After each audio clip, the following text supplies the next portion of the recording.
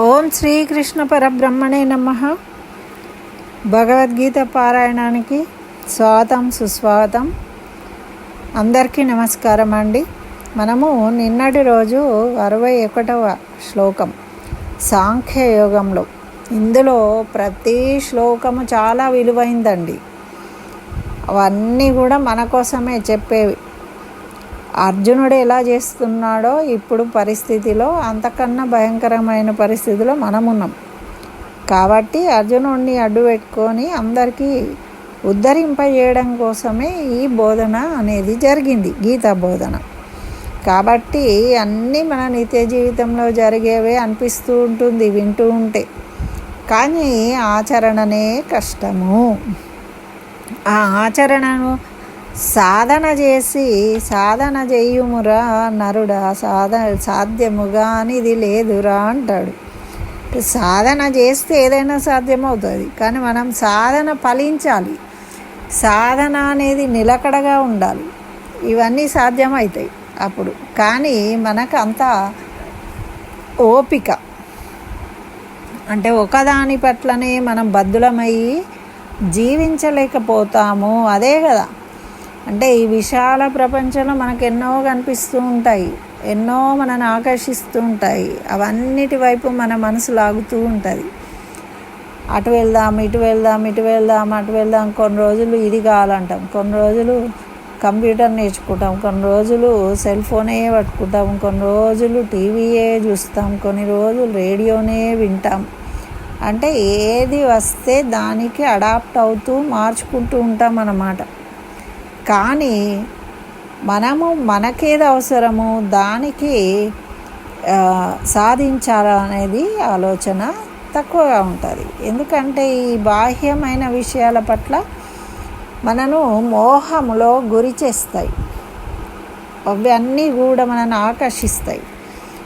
ఆకర్షించడం వల్ల మనము వాటి వైపే పరిగెత్తుతూ ఉంటాం అన్నమాట. అయితే అట్లా ఇంద్రియాలను నిగ్రహించడంలో మనము ఏదో కొంతకాలం అట్లా అజ్ఞానంలో చిన్న పిల్లలు ఉన్నప్పుడు జరిగిపోయిందండి. కొంచెం పెద్దగా అయినాక వయసు వస్తూ ఉంటే అరే బుద్ధిగా ఉండాలి, ఇలాగే ఉండాలి అని కొన్ని నియమాలు పెట్టుకుంటాం. కానీ మనము అలా ఉండలేకపోతాం. ఎందుకు అంటే మనను ఆకర్షించే వాళ్ళు చాలామంది ఉంటారు, మార్చేవాళ్ళు చాలామంది ఉంటారు. వాళ్ళ వల్ల మన ఇంద్రియాలు మన మాట వినవు. ఇప్పుడు ఒక చదువుకునే పిల్లవాడు బుద్ధిగా చదువుకుంటూ ఉంటారే, ఎప్పటికి చదివేనారా, నడు కాసేపు అట్లా తిరిగి వద్దాం, హోటల్కి వెళ్దాం, ఎంజాయ్ చేద్దాం, ఇప్పుడు కాకపోతే ఎప్పుడు ఎంజాయ్ చేస్తావురా నువ్వు అని మనం పట్టుకెళ్తాం. తప్పని పరిస్థితి అయ్యి మనస్సు ఇష్టం లేకున్నా అటువైపు వెళ్ళడము జరుగుతుంది. ఇష్టం ఉన్నా లేకున్నా తనకి ఇష్టం లేని విషయంగా అయినా కూడా బలవంతంగా వెళ్ళవలసిన పరిస్థితులు ఏర్పడతాయి. అంటే కంప్లీట్గా దాన్ని తీసివేయలేకపోతాడు. వాళ్ళు అక్కడికి వెళ్తారు, వెళ్ళిన తర్వాత వాళ్ళందరూ ఎంజాయ్ చేస్తుంటే అప్పుడు కొంతసేపటికి వీళ్ళు కూడా దానికి అడాప్ట్ అయిపోతారు. ఆ ఎంజాయ్మెంట్లో ఏమో అన్నాడు కానీ పాపం అరే ఆ వట్టిగా నా తీసుకుపోయినవరా నన్ను, నువ్వు కూడా మంచిగా ఎంజాయ్ చేసినావు కానీ మళ్ళీ నన్ను అంటున్నావు, నువ్వు ఇక్కడ కూర్చుంటే ఒక్కడు ఏముంటుండే నీకు అంటారు వాళ్ళు. అంటే ఎంజాయ్ అయితే చేసినావు కదా మరి, అంటే నీ లోపల కూడా దాని పట్ల ఇంకా ఆసక్తి ఉన్నది. కాకపోతే నువ్వు అది సరైనది కాదు, నాకు అది అవసరం లేదు అనుకుని దాన్ని వదిలేయడానికి ప్రయత్నం చేసినావు, కృషి చేసినావు. కానీ నీ కృషి ఫలించలేదు. ఎందుకు? నీకు దాని మీద ఆసక్తి అనేది పూర్తిగా నశించిపోలేదు. కాబట్టి నువ్వు ఎప్పుడు కూడా 100% ఎవరో చెప్తే ఎవరు చేయరండి. వాళ్ళ లోపల విషయ వాసనలు అనేవి ఉండి వాటి యందు ఆసక్తి ఉండడం వల్లనే వాళ్ళు బలవంతం చేస్తే కూడా వీళ్ళు అటువైపు మొగ్గు చూపుతూ ఉంటారు.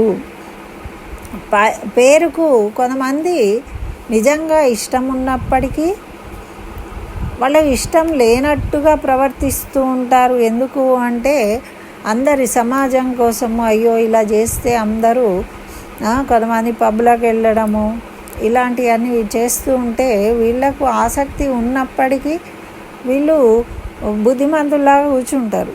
కానీ వాళ్ళు ఏం చేస్తారు, వచ్చి రా అది ఇది అనగానే వెళ్ళిపోతారు. వెళ్ళిపోవడమే ఆలస్యం. అక్కడ వాళ్ళతో కలిసి ఎంజాయ్ చేస్తారు. ఎందుకు చేస్తున్నారు అంటే ఆల్రెడీ వాళ్ళకు అటువంటి ఆలోచనలు ఉన్నాయి, వాటి యందు ఆసక్తి ఉన్నది అని అర్థం. అంటే 100కు 100% దాని పట్ల ఆసక్తి లేని వాళ్ళు ఎట్టి పరిస్థితిలో దాన్ని బ్రేక్ చేసుకోరు, అదే విషయం కట్టుబడి ఉంటారు. కానీ మనకు మరి విషయ వాసనలు మోహపడి మనము వాటికి తప్పకుండా లొంగిపోతాము. చాలా రకాలు ఉన్నాయి కదా ఇప్పుడు మనకు వ్యాపకాలు, ఒకటి కాకుంటే ఒకటి శబ్దపరంగా, ఒకటి కళ్ళు చూస్తూ ఉంటాయి వాటి పరంగా, జివ్వ, ఇవే కదండి 3 ముఖ్యమైనవి. మళ్ళీ ప్రయాణం, వెళ్ళడం ఎందుకు వెళ్తున్నాం, అక్కడ ఉన్న దృశ్యాలు అవి ఇవి చూసి ఆనందించడానికి వెళ్తున్నాం. అయితే మనం అంటాము ఒక మాట ఏంటి అంటే, అరే మనం తీర్థయాత్రలకు పోతున్నాం, భగవంతుడికి చూసి ఆనందించడానికి ప్రయాణం చేస్తున్నాం కదా, తీర్థయాత్రలకు పోవడం కూడా తప్పేనా, అది మంచి విషయమే కదా, అది భగవంతుడిని చూసి స్మరిస్తూ వెళ్తున్నాం. అయితే ఇక్కడ ఒకటి మనం గమనించాలి, మనం తీర్థయాత్రలకు వెళ్తున్నాము అంటే మనము తీర్థయాత్రలకు వెళ్ళే విషయం గురించి చర్చించుకుంటూ ఆ భగవంతుణ్ణి ఎలా చూడాలి, ఎలా భజన చేయాలి, వాళ్ళ గురించి కథలు చదువుతూ స్మరిస్తూ ఆ భగవంతుణ్ణి చూడబోయే పరిమాళ్ళు ఎలా ఉంటాడు అని తెలుసుకుంటూ మాట్లాడుకుంటూ ఏదో ఆకలి టైంకి ఏదో పదార్థాలు తిని అట్లా పోయినామనుకోండి, అప్పుడు మనం పోయింది ఎందుకు, భగవంతుణ్ణి సేవించుకోవడానికి ఒక మంచి తీర్థ ప్రదేశానికి వెళ్తున్నాము అనేది మనకు ఉంటుంది. కానీ మనం ఏం చేస్తాము, చక్కగా ముచ్చట్లు పెట్టడం, ఎంజాయ్ చేయడము, వెళ్తూ ఉన్నాం అందరం కలిసి అని జోకులు వేసుకోవడం, మంచి మంచి బట్టలు కట్టుకోవాలి, అక్కడ ప్రదర్శనలు, ఫోటోలు దిగడం, మళ్ళీ ఇంకా రకరకాల వంటలు చేయించుకోవడము, రుచులు కోరుకోవడం, ఇప్పుడు ఈ సాయంత్రం ఇది, అప్పుడు అది, ఇప్పుడు ఇది అని ఆ భగవంతుణ్ణి నామమాత్రంగా, అంటే మనము ఇవన్నీ ఎంజాయ్ చేయడం కోసము ఒక ఆ భగవంతుడి దేవాలయానికి వెళ్తున్నాము అనేది ఒక మిషగా మాత్రమే చూపెడుతున్నాం. అంటే భగవంతుడి కోసమే మనం వెళ్ళినప్పుడు అదే ధ్యాసలో అదే ధ్యానంలో ఉంటే మనము దాని గురించి వెళ్ళినట్టు. కానీ మన ఆలోచన ఎట్లా ఉంది, ఒకటి భగవంతుని దర్శనం చేసుకోవడము, శ్రీరంగం వెళ్దాం, వెళ్ళేటప్పుడు దారి పొడుగునా ఎంజాయ్ చేయడమే, ముచ్చట్లు పెట్టుకోవడమే, మీ ఇష్టం ఉన్నట్టు తినడమే, అవన్నీ దానికి తగినట్టు చేసుకోవడం. ఏదో గుడికి వెళ్ళామా, దర్శనం చేసుకున్నామా, ఎంత పెద్దగా ఉంది, అక్కడ చెట్టు ఉన్నది, ఇక్కడ ఇది ఉన్నది, అది ఉన్నది చూస్తామండి. మళ్ళీ వచ్చిన తర్వాత మరి అక్కడ ఏముంది అనేది మనకు గుర్తుందా, గుర్తులేదు.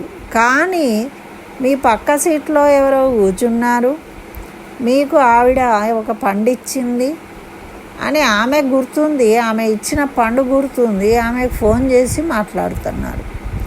కానీ భగవంతుణ్ణి చూసారా, భగవంతుడు ఎలా ఉన్నాడు, ఏ చెయ్యి ఎలా ఉంది, ఆ రూపం ఎలా ఉంది, ఇవన్నీ గుర్తున్నాయా, వాటి గురించి మనం మళ్ళీ మాట్లాడుకుంటున్నామా?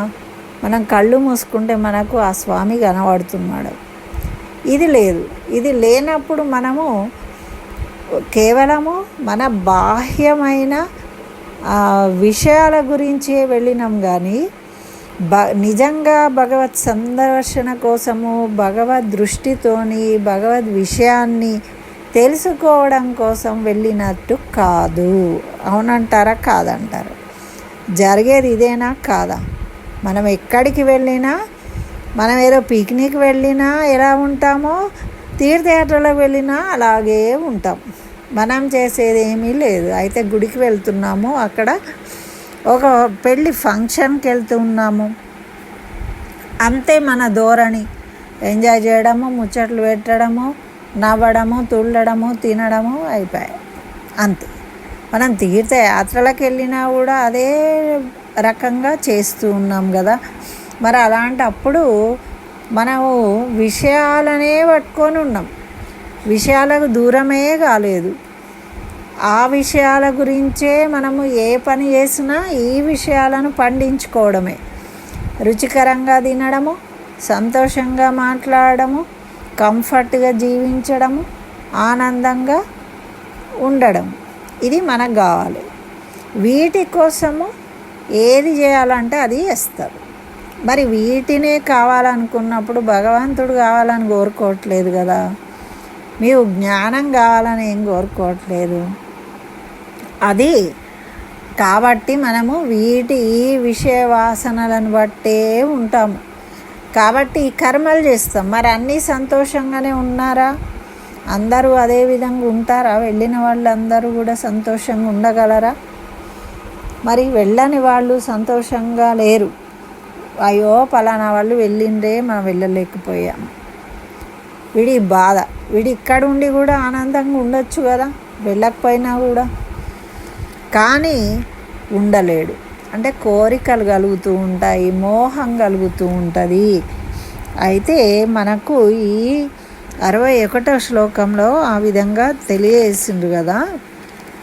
మనం ఎంతగా ప్రయత్నిస్తామో ఇంద్రియాలను నిగ్రహించుకొని ఉండడం కోసము, అంతగా అవి కూడా మన మీద ప్రభావాన్ని చూపి లొంగ తీసుకోవడానికి ప్రయత్నం చేస్తాయి అని చెప్పిండు. అప్పుడు ఎలా తప్పించుకోవాలి అంటే తత్పర కాదు, మత్పర అంటే నన్ను ధ్యానించు, నన్ను సేవించు. నన్ను ఎప్పుడైతే నీకు వేరేది అన్యదా శరణం నాస్తి త్వమేవ శరణం మమ అనుకోవాలి అని భగవంతుడు చెప్పిండు. ఎందుకు అంటే ఈ బాహ్యమైనవన్నీ కూడా నిన్ను తప్పుదారిన పడేస్తాయి, నిన్ను మోక్షాన్ని పొందే అజ్ఞానిగా తయారు చేస్తాయి. కాబట్టి నువ్వు నన్ను సేవించడం వల్లనే నువ్వు జ్ఞానవంతుడు అవుతావు. వాటన్నిటి నుండి తొలగించి నీకు ముక్తిని ప్రసాదించేవాడిని నేను.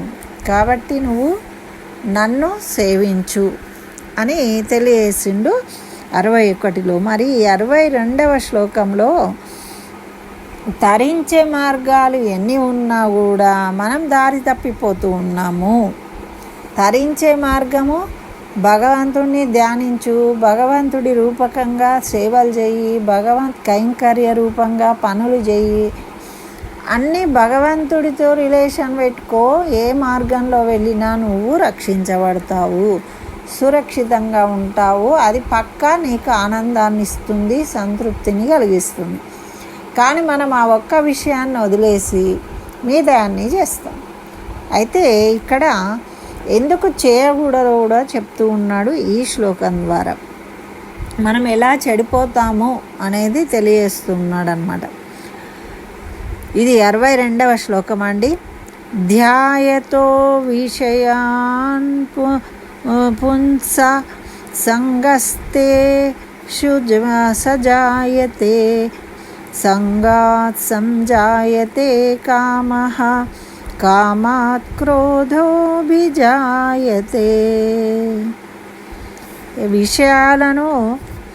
ఎప్పుడు విషయాలనే ధ్యానిస్తాం మనం.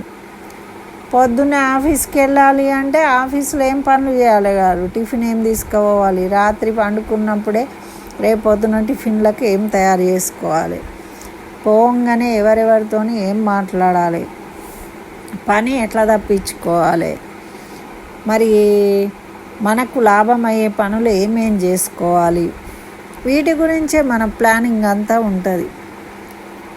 రేపు ఎలా ఎంజాయ్ చేయాలి అనేది, మనకు లాభం ఎలా జరుగుతుంది, మనము ఎలా సంతోషంగా ఉంటాం. కానీ ఈ విషయాలు ఏ వాటి వల్ల కూడా మనం సంతోషపడమని మనకు తెలుసు. మనము కొన్ని ఇష్టపడతామండి, కానీ అవి లభించకపోతే మనకు దుఃఖం కలుగుతుంది కదా. ఇక్కడ ఏమంటున్నాడు, విషయాలనే ధ్యానిస్తూ ఉన్నప్పుడు, ఆ విషయాల పట్లనే ఆసక్తి ఉన్నప్పుడు, విషయాన్ని ఊరికే అదే ఆలోచిస్తూ ఉంటే దాని మీదనే మనకు ఆసక్తి కలుగుతుంది. ఆ ఆసక్తి పోయి ఎట్లయినా సరే ఇది తెచ్చుకోవాల్సిందే అని కోరిక కలుగుతుంది. ఆ కోరిక కలగడం వల్ల ఏమవుతుంది, ఆ కోరిక నెరవేరకపోతే కోపం వస్తుంది, క్రోధం జాయతే అంటే పుడుతుంది. అప్పుడు క్రోధం అనేది కలుగుతుంది. ఏమంటున్నాడు, విషయాలను అదే పనిగా చింతిస్తూ ఉంటే వాటి యందు మనిషికి ఆసక్తి ఏర్పడుతుంది. ఆసక్తి వల్ల కామం అంటే కోరిక కలుగుతుంది. ఆ కోరిక వల్ల ఏమవుతుంది, అది నెరవేరకపోవడం వల్ల మనకు క్రోధం కలుగుతుంది, కోపం. ఎవడన్నా చూడండి, అన్నది కాకుంటే ఉబికి వస్తుంది దుఃఖం. వాడి కోరిక, వాడు ఏదన్నా అనుకున్నది ఇవ్వకపోతే, చిన్న పిల్లాడైనా సరే వాడు అనుకున్నది ఇవ్వకపోతే జిద్దు చేస్తారు, ఏడుస్తారు, ఆగం చేస్తారు అది అయ్యేదాకా కావాలని. అట్లనే పెద్దవాళ్ళు కూడా చేతులలో ఏది ఉంటే అది నేలకేసి కొడతారు, తిడుతూ ఉంటారు వాళ్ళ పని కాలేదు అంటే, వాళ్ళకు నచ్చినట్టుగా జరగకపోతే. అంటే ఎంత కోరిక ఎంత బలీయంగా ఉంటే మనిషి అంత ఇదిగా ప్రవర్తిస్తాడనమాట. ఎదురుగా ఉన్న వాళ్ళ అందరి పట్ల కూడా విపరీతమైన ఆవేశంతో ప్రకటిస్తాడు తన కోపాన్ని. అంటే తనకు ఎంత బలంగా కోరిక అది కావాలని ఉంటుందో అంత బలంగా బయటకు దాన్ని చూపిస్తాడు. కొంతమంది చూడండి, వాళ్ళ కోపం బాగా అంటారు. కోపం ఎటువంటి వాడికైనా వస్తుందండి. వాడు అనుకున్నది కాకపోతే వాళ్ళకి కోపాలు వస్తాయి. కోపం వస్తే కొంతమంది ముందు మెల్లమెల్లగా అడుగుతూ ఉంటారు. వాళ్ళు ఏం చేస్తారు, బుదిగరిస్తూ నెమ్మదిగా మాట్లాడుతూ అది కాదు ఇది కాదు అని వాళ్ళ కోరికలు నెరవేర్చుకుంటారు. కొంతమంది అజ్ఞానులు ఏం చేస్తారు, వాళ్ళది కాకపోతే ఎటువంటి మనిషినైనా సరే వాళ్ళు లెక్క చేయరు. తల్లిదండ్రులనైనా సరే వాళ్ళు లెక్క చేయరు, గురువులనైనా సరే వాళ్ళు లెక్క చేయరు. మనం చూసాం కదా మొన్న ఏదో స్కూల్లో ఆమె ఆ పాప సెల్ ఫోన్తో చూస్తూ ఆడుతూ ఉంటే అట్లా చేయొద్దమ్మా అని టీచర్ చెప్పినా కూడా చేస్తే ఆ సెల్ ఫోన్ గుంజుకుంటే ఈ పిల్ల ఏం చేసింది, పోయి టీచర్ని కొట్టింది. అంటే ఆమె అనుకున్నది చేయకపోతే అలాంటి రియాక్షన్స్ ఉంటాయన్నమాట. అంటే అవివేకం, అంటే వాళ్ళకి మొండితనం అలా తయారైపోయింది. అంటే ఇది దేనికి ఆమె చేసుకున్నది మరి అంటే ఆమెకు ఇష్టం లేని విధంగా టీచర్ ఉండమన్నది కాబట్టి. అంటే ఆమెకు దేని పట్ల ఇష్టం ఉన్నది, అది నాకు మంచిదా కాదా అనే విచక్షణ లేదు. కోపంలో ఇంకా అసలే ఉండదు. ఏమంటారండి, నా మాట నేనే విను, నాకు కోపం వచ్చింది అనుకోని మనిషిని కాదంటాం. కరెక్టే, అది కోపం వచ్చిన వాళ్ళు మనుషులు కారు, వాళ్ళు పశువులాగా ప్రవర్తిస్తారు. అంటే ఆ స్థాయికి ఎలా వెళ్ళిపోయినావు నువ్వు, ఎందుకు వెళ్ళిపోయినావు అంటే దాని మీద ముందు ఆసక్తి కలిగింది.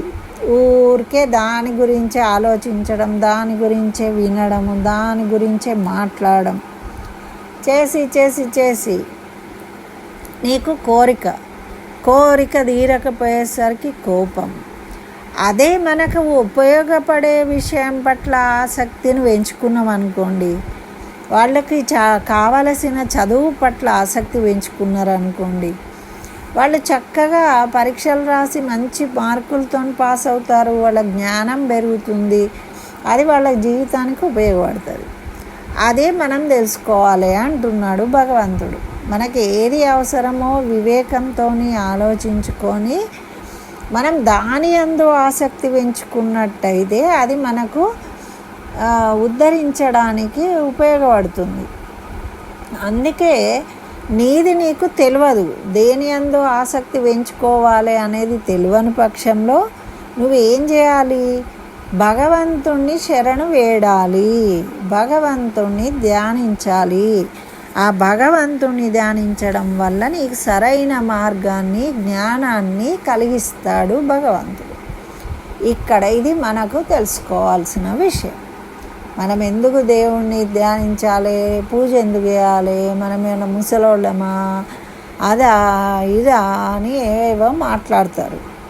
మనం ఎందుకు చేయాలంటే మనకేది మంచిదో తెలుసుకోలేని అజ్ఞానంలో ఉన్నాం కాబట్టి మన జీవితం పాడైపోకుండా ఉపయోగపడే ఒక మంచి వ్యక్తిగా సమాజంలో నిలబడాలి, ఒక మంచి పౌరుడిగా ఒక దేశానికి ఉపయోగపడాలి. నీది నువ్వు ఉద్ధరించుకోవాలి. నువ్వు పుణ్యప్రదమైన కార్యాలు చేసి జనన మరణ చక్రం నుండి నువ్వు విడిపోవాలి అంటే ముందు ఏం చేయాలి? ఏ విషయాలు నీకు ఉపయోగపడతాయో విషయాలు ఎట్లయినా ఉంటాయి, కానీ ఆ విషయాలు ఏవి మనకు మంచియో తెలుసుకోవాలి. మనము తెలుసుకోలేని పక్షంలో భగవంతుని యందు నమ్మకం కలిగి భగవంతుణ్ణి ఆశ్రయించాలి.